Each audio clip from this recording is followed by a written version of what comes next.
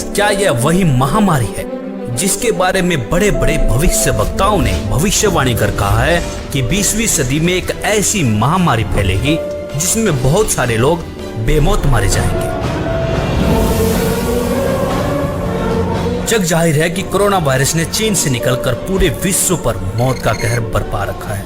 WHO के मुताबिक अभी तक 45,693 मौतें और 9,03,006 व्यक्ति इस जानलेवा बीमारी के शिकार हो चुके हैं। लेकिन दोस्तों, ऐसे में राहत भरी खबर ये है कि इन भविष्य वक्ताओं ने ही मौत से बचने के लिए सटीक रास्ते बताए हैं। तो चलिए देर न करते हुए खंगालते हैं इन भविष्य वक्ताओं की भविष्यवाणियां।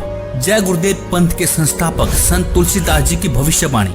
वह अपनी पुस्तक जय गुरुदेव की अमर वाणी के पृष्ठ 22 पर लिखते हैं, भविष्य में बीमारियों के बम फेंके जाएंगे, बीमारियों से लोग बेमौत मरेंगे। इस प्रकार की शुरुआत चीन करेगा। चीन अमेरिका के बड़े बड़े शहरों को नष्ट कर देगा, वहां भी लोग बेमौत मरेंगे।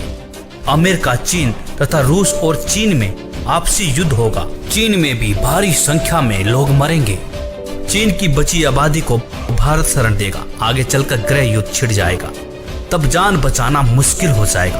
अन्न और दवाइयों की कमी पड़ जाएगी। मेरी बातों को आप हंसी मजाक मानते हैं तो मैं आत्म कल्याण का काम करता हूँ। आप मेरी बातों को अभी न माने, जब सामने आएगी तब मानना। फिर आगे पृष्ठ 31 पर लिखते हैं, बाबा जय गुरुदेव की घोषणा सन 1972 में। आगे विश्व युद्ध होने पर भारी नुकसान होगा, लाशें पड़ी रहेंगी, उठाने वाले नहीं मिलेंगे। चीन, पाकिस्तान, अमेरिका आदि मुल्कों से विषैले बम फेंके जाएंगे। अधिकांश बम भारत की धरती पर उतार लिए जाएंगे। कीटाणु बम फेंके जाने पर बेगुनाह इंसान, जानवर, पक्षी आदि सब मरने लगेंगे। तो भारत का एक फकीर ऐसी जबरदस्त उल्टी आंधी चलाएगा कि उसमें हाथी भी उड़ता नजर आएगा। तेज हवाएं सभी कीड़ों को उड़ाकर वहां से ले जाएंगी।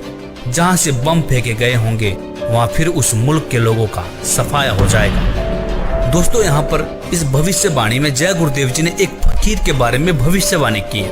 उन्होंने कहा है कि एक ऐसा भारत का फकीर, एक ऐसा संत उल्टी आंधी चलाएगा जिसमें तेज हवाएं बहेंगी। जितने भी बम फेंके जाएंगे वह सारे उनकी धरती पर चले जाएंगे और वहां के लोगों का सफाया हो जाएगा। तो दोस्तों, देखना यह है कि वास्तव में वह फकीर कौन है। संत तुलसीदास जी ने इसी पुस्तक के पृष्ठ 59 पर 1971 में भविष्यवाणी करते हुए कहा था कि वह महापुरुष जो भारत को विश्व विजेता और विश्व गुरु बनाएगा, जिसकी एक भाषा होगी और एक झंडा होगा, वह भारत के एक छोटे से गांव में जन्म ले चुका है। संत रविदास, 16वीं सदी के विख्यात व चमत्कारी संत रविदास। दोस्तों, संत रविदास जी की भविष्यवाणियों से तो ऐसा प्रतीत होता है कि मानो संत रविदास जी ने 16वीं सदी में ही इस कोहराम के बारे में जान लिया था। उन्होंने इटली के बारे में बिल्कुल सटीक भविष्यवाणी करते हुए कहा है कि इटली में आने वाले समय में कोहराम मचेगा। दोस्तों, आपको बता दें कि इटली में कोरोना ने मौत का एक ऐसा तांडव मचाया है कि 13,000 से ज्यादा लोग मर चुके हैं और 1,10,000 से ज्यादा लोग संक्रमित हैं। संत रविदास जी लिखते हैं, भारत में अवतारी होगा जो अति विस्मयकारी होगा, ज्ञानी और विज्ञानी होगा, वो अद्भुत सेनानी होगा। जीते जी कई बार मरेगा, छद्म वेश में जो विचरेगा। देश बचाने के लिए होगा एक आह्वान, युग परिवर्तन के लिए चले प्रबल तूफान। तीनों ओर से होगा हमला, देश के अंदर द्रोही घपला।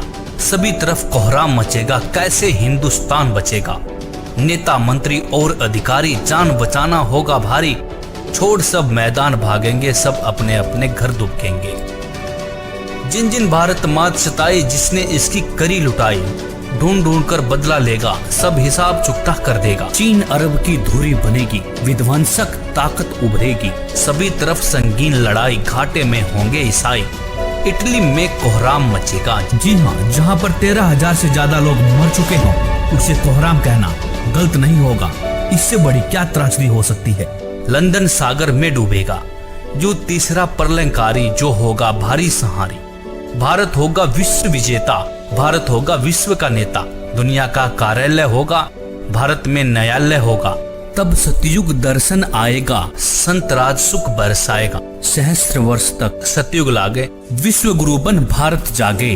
जैसे कि तुलसीदास जी ने एक फकीर, एक संत के बारे में भविष्यवाणी की थी, उसी संत के बारे में भविष्यवाणी यहाँ पर रविदास जी भी कर रहे हैं। कह रहे हैं कि तब सतयुग दर्शन आएगा, संत राज सुख बरसाएगा, सहस्र वर्ष तक सतयुग लागे, विश्व गुरु मन भारत जागे। जैसा कि आपने पढ़ा कि दुनिया का कार्यालय होगा, भारत में न्यायालय होगा। तो न्यायालय से तात्पर्य है ICJ, मतलब इंटरनेशनल कोर्ट ऑफ जस्टिस, जो कि वर्तमान में अमेरिका में है, वह भारत में चला आएगा। तब भारत सभी देशों का प्रतिनिधित्व करेगा और भारत विश्व विजेता और विश्व गुरु बनकर उभरेगा।